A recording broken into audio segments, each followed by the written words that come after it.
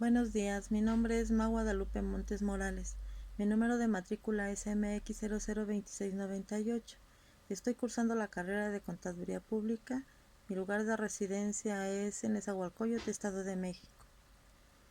Para este producto integrador les voy a hablar sobre el efecto tequila. Bueno, pues comenzaré enfatizando que el 1 de diciembre de 1994 asume la presidencia el doctor Ernesto Zedillo, y 20 días más tarde las reservas internacionales cayeron 10.000 millones de dólares y el Banco de México perdió en un día 4 millones de sus reservas, marcando con ello la crisis financiera más severa del siglo, con repercusiones internacionales, llamadas fuera del país como el efecto tequila. Carlos Salinas responsabiliza al llamado error de diciembre, que fue la táctica de libre flotación de la paridad del peso dólar, la cual había estado controlada en su sexenio, según él decía. En diciembre de 1994, causando una fuga masiva de divisas ante la situación política del país, como el levantamiento del Ejército Zapatista de Liberación Nacional en Chiapas y el asesinato de Colosio, entre otros políticos. A finales de 1994, el gobierno mexicano decide devaluar su moneda y el peso perdió su valor muy rápido. El dólar, que se cotizaba en 3.40, pasó a 8 pesos en una semana. Así, los precios se dispararon, los créditos se interrumpieron y las consecuencias inmediatas fue el incremento del desempleo.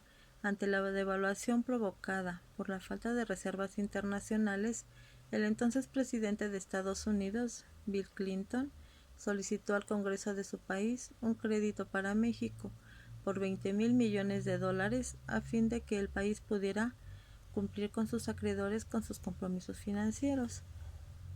El precio del dólar se incrementó cerca del 100%, inmediatamente causando quiebras de miles de compañías y que muchos deudores se vieran impedidos en pagar sus deudas.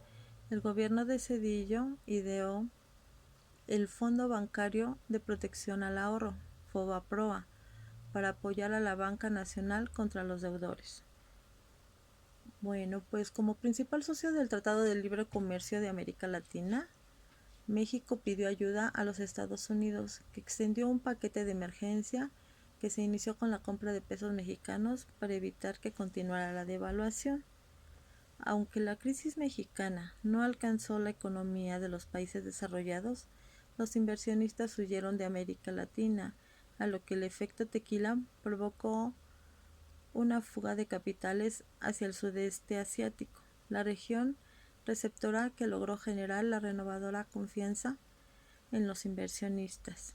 A finales de 1995, la crisis ya se encontraba bajo el control más o menos, y entonces el Producto Interno Bruto se contrajo, se cerraron empresas y la inflación llegaba al 50% anual. En 1996, la economía mexicana creció y un año más tarde pagaría los préstamos de Estados Unidos. Contrariamente, los efectos de la población sí se extendieron en el tiempo. Luego, la crisis, un 50% de la población mexicana cayó en la pobreza, a lo que 10 años más tarde afectaría en 17.4, pero aún sigue siendo pobreza. La experiencia que yo obtuve al desarrollar este trabajo fue que el error de diciembre, una frase acuñada o adoptada por el expresidente mexicano Carlos Salinas de Gortari para atribuir a la crisis a las presuntas malas decisiones de la administración que estaba entrando de Ernesto Zedillo, y no a la política económica de sus malas decisiones de sus sexenios. Ahora sé que también se le conoce como efecto tequila, la devaluación del peso mexicano como consecuencia de malas decisiones de los ejecutivos, la crisis económica que aún en 2020 enfrenta a México, así como el desempleo que sigue siendo, la inseguridad que cada vez va creciendo y la pobreza extrema. Gracias.